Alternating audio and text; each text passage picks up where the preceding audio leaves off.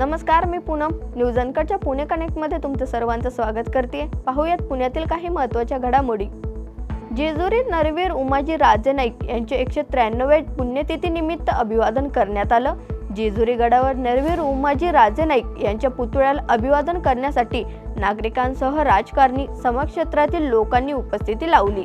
जेजुरी देवस्थानच्या विश्वस्थांनी उमाजी राजे यांच्या पुतळ्याला पुष्पवृष्टी करून अभिवादन केलंय. लिंगभाव समानतेसाठी देशात समान नागरिक कायद्याची आरोळी ठोकण्यात आली. महिलांना न्याय द्यायचा असेल तर या कायद्याची गरज असल्याचे प्रतिपादन करण्यात आले. विधान परिषदेचे उपसभापती डॉक्टर नीलम गोरे यांनी तर राज्यात थेट समान नागरिक कायदा लागू होईल असा थेट संकेत दिलेत.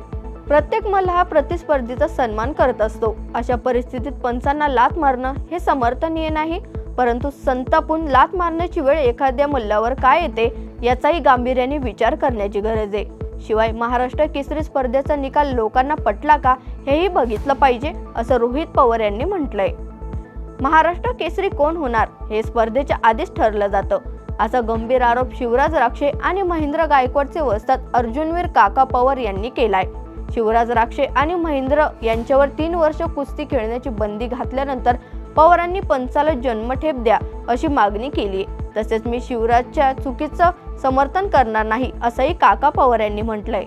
पुण्यात विश्व मराठी संमेलन पार पडलं. या संमेलनाच्या समारोप समारंभाला सयाजी शिंदेंनी हजेरी लावली. यावेळी भाषण दरम्यान सयाजी शिंदे यांनी साऊथ आफ्रिकेच्या एअरपोर्टवरील किस्सा सांगत आफ्रिकेत मी मराठीत भांडलोय अशी माहिती दिली. शिवाय जगात एकच मराठी भाषा आहे असं माझ्या आईला वाटतं असंही सयाजी शिंदे यांनी म्हटलंय. पुणे शहरात दिवसेंदिवस वाहतूक कोंडी वाढत चालली, त्यामुळे 100 दिवसाच्या कार्यक्रमात वाहतूक कोंडी सोडवण्याचा समावेश केलाय. त्यामुळे शहरातील वाहतूक कोंडी सोडवण्यासाठी 30 मिसिंग लिंक आणि 9 बॉटलनेक तातडीने काढण्यात येणार आहेत. त्यासाठी पालिका प्रशासनाने पावलं उचलली आहेत. 15 आदर्श रस्त्यांसोबतच उर्वरित 17 रस्त्यांचंही डांबरीकरण, रुंदीकरण, वाहतुकीला अडथळा ठरणारी अतिक्रमणे काढली जाणार आहेत.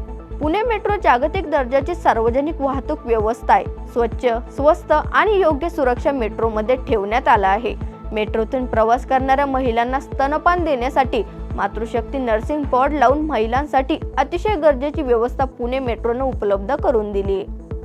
राज्यभरात अनेक ठिकाणी गुलेनबॅरी सिंड्रोम या मेंदूविषयक आजाराने गेल्या काही दिवसात चिंतेचं वातावरण निर्माण केलंय. दररोज रुग्णसंख्येमध्ये होताना वाढ दिसतेय. दिलासादायक बाब म्हणजे जीबीएस मधून बरे होत असलेल्या 38 रुग्णांना आतापर्यंत डिस्चार्ज देण्यात आलाय. अशातच दिलासादायक बाब म्हणजे व्हेंटिलेटरवर असलेल्या रुग्णांची संख्या 28 वरून आता थेट 21 वरती गेली. पिंपरी चिंचवड मधील निगडीतील एका निवासी भागातील सार्वजनिक उद्यानात घुसलेल्या बिबट्याला रविवारी बहुसंख्येच्या समन्वयित ऑपरेशन नंतर शांत करण्यात आलं आणि त्याची सुटका करण्यात आली आहे. 6 वर्षाचा नर बिबट्या दुर्गा टेकडी जवळच्या भागातून निवासी भागात भटकत असावा असा संशय वन विभागाच्या अधिकाऱ्यांनी व्यक्त केलाय. नामांकित घड्याळ उत्पादक कंपनीच्या नावे बनावट घड्याळांची विक्री करणाऱ्या शुक्रवार पेठेतील एका दुकानावर गुन्हे शाखेने छापा टाकलाय. पोलिसांनी या कारवाईत 175 बनावट घड्याळ जप्त केली आहेत. या प्रकरणी आरोपी विरुद्ध फराज खाना पोलीस ठाण्यात कॉपीराईट कलमा अंतर्गत गुन्हा दाखल करण्यात आलाय. या बातमीचा पुणे कनेक्टमध्ये इथेच थांबूयात. पाहत राहा न्यूज अनकट.